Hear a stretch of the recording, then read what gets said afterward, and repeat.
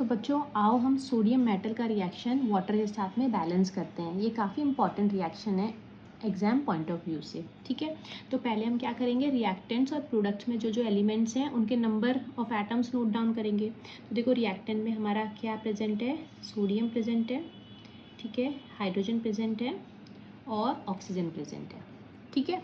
अब हम इनके number of atoms note down करते हैं।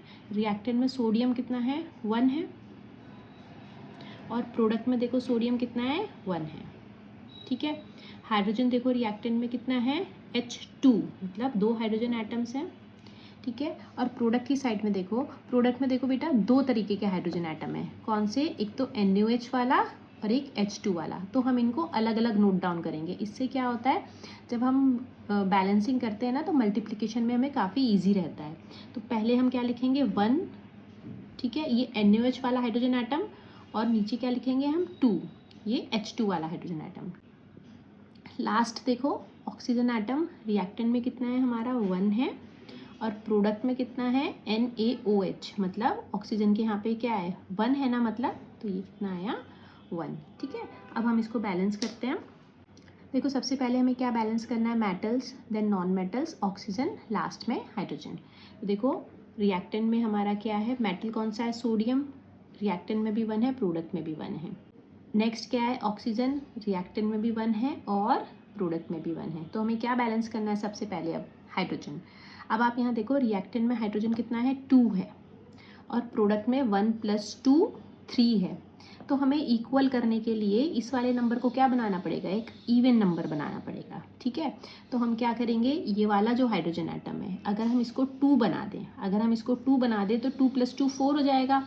फिर हम इसको 2 से मल्टीप्लाई कर सकते हैं। समझ आया आपको मेरी बात। देखो अगर हमारे को ये वाले 2 और ये बैलेंस करने हैं तो पहले हमें इसे क्या बनाना पड़ेगा, एक इवन नंबर, ठीक है।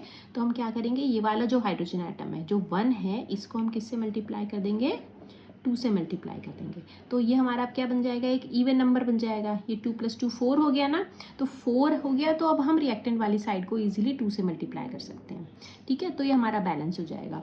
तो हमने क्या किया, ये जो हाइड्रोजन है इसको 2 से मल्टीप्लाई किया। इसका मतलब NaOH से पहले हम क्या लगाएंगे, 2। तो देखो ये हमारा सोडियम से भी मल्टीप्लाई हुआ, ऑक्सीजन से भी और हाइड्रोजन से भी। इसका मतलब अब हमारा सोडियम एटम जो है ये भी कितना हो गया, 2 हो गया, ठीक है। और जो ऑक्सीजन एटम है ये भी हमारा कितना हो गया, 1 × 2 2 हो गया, ठीक है। अब आप वापस से बैलेंस करो, ठीक है। हम सबसे पहले क्या देखते हैं, हमेशा जब चेक करते हैं तब भी सबसे पहले हम मेटल्स देखेंगे। रिएक्टेंट में 1 है सोडियम और प्रोडक्ट पे 2 है। इसका मतलब हमें क्या करना पड़ेगा, वो मल्टीप्लाई बाय 2 करना पड़ेगा, ठीक है। जब हमने इसे मल्टीप्लाई किया 2 से तो यहाँ पे क्या आ गया, 2 आ गया, ठीक है। अब वापस से चेक करो, सोडियम हमारा 2 है रिएक्टेंट में और प्रोडक्ट में भी 2 है, मतलब ये बैलेंस्ड है, ठीक है। नेक्स्ट क्या बैलेंस करते हैं हमेशा, नॉन मेटल, वो और कोई यहाँ पे है नहीं तो हम क्या बैलेंस करेंगे, ऑक्सीजन। तो क्या होगा, यहाँ पे देखो रिएक्टेंट में ऑक्सीजन 1 है, प्रोडक्ट में 2 है, तो हम इसे क्या करेंगे, 1 × में 2 करेंगे, ठीक है, ताकि ऑक्सीजन दोनों साइड में 2 हो जाए। इसका मतलब हम H2 से पहले क्या लगाएंगे, 2 लगाएंगे। जब हमने यहाँ पे 2 लगाया तो ये 2 H2 से भी मल्टीप्लाई हुआ और O से भी मल्टीप्लाई हुआ। इसका मतलब हमारे हाइड्रोजन भी कितने हो गए, 2 × 2 4, 2 × 2 4 हो गए।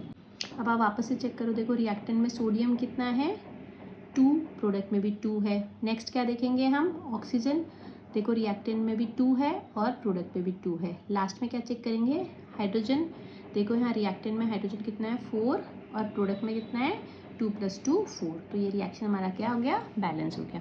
बेटा बस आपको खाली पेशेंस रखना होता है, आपको बैलेंसिंग में ध्यान रखना है। पहले मेटल्स करना है, non metals, then oxygen, last में हाइड्रोजन, ठीक है।